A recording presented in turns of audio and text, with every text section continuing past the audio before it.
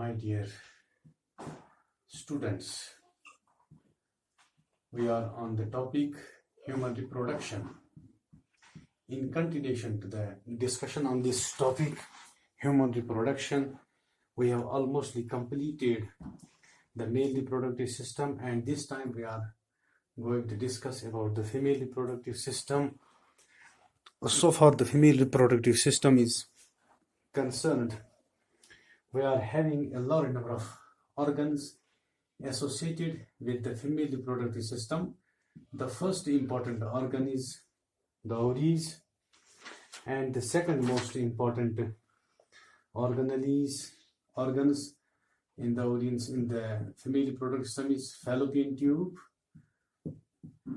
and one more is there, that is uterus, or what we call as the womb, and one more structure is there in the female reproductive system, that is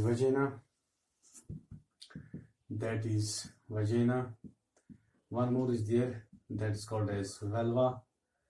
These are the parts of the female reproductive system, and no doubt there are accessory glands. Associated with the female reproductive system. Just the accessory glands are associated with the male reproductive system. The first is Bartholin gland.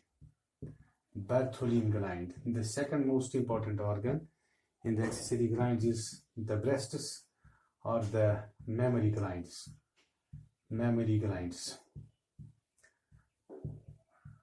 One more important accessory gland, that is, they are related to the hormonal conditions, and these two are very important accessory female reproductive system glands. And so far the structure of each of these structures is concerned, the first most important organ by which the different eggs are produced. Eggs are the female reproductive cells. They are produced by ovaries. These are called the primary sex organs. Ovaries. Ovaries are two in number.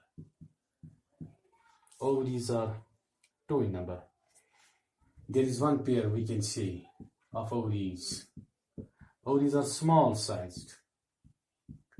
They are small sized. The size is 2 to 4 centimeters in one dimension, and length 1.5 centimeters in width, and 1 centimeter in height.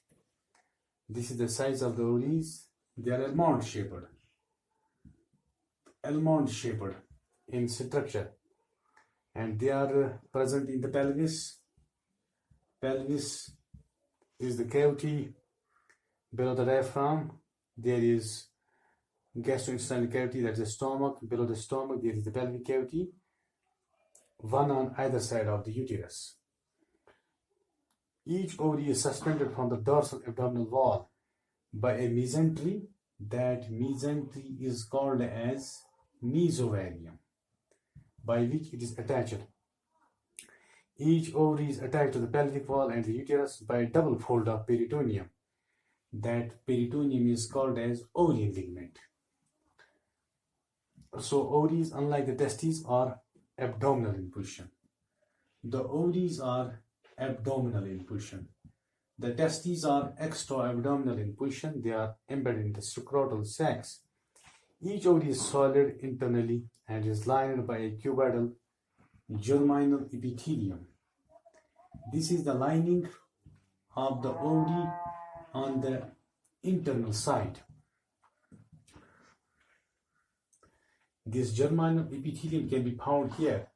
This lining is called the germinal epithelium, which contains the germ cells, the primary germ cells, very important.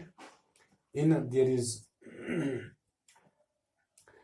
is solid internally and is lined by cuboidal germinal epithelium. Inner stroma or matrix is differentiated to outer cortex of reticular connective tissue, and inner medulla of areolar connective tissue.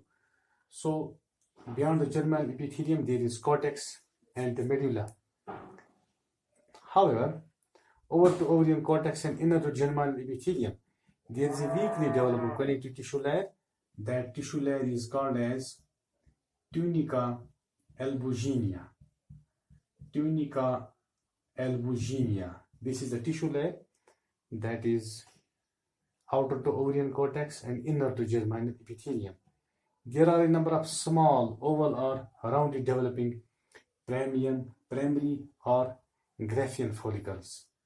They are called as ovarian follicles, or more appropriately, they are called as Graafian follicles in different stages of oogenesis in the medullary region of the ovary.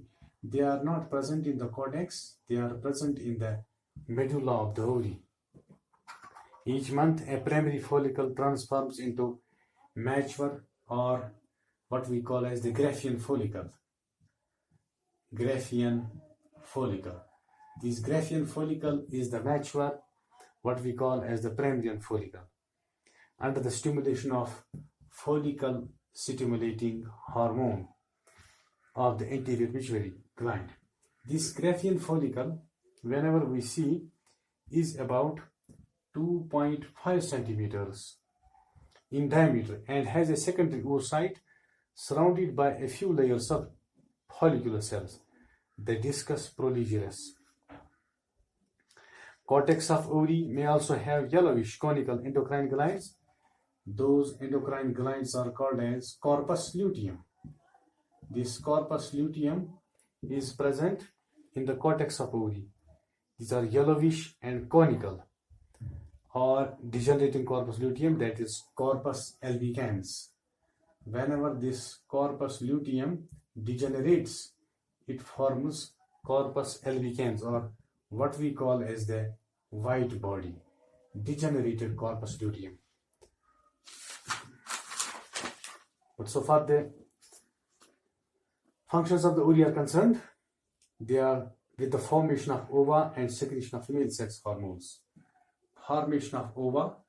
Ova is the female gamete that is secreted by the ovaries. It is haploid in nature. And one more function of the ovaries is the secretion of the female sex hormones. They are called as estrogen. Estrogen, and one more is there, that is called as progesterone. Estrogen and progesterone.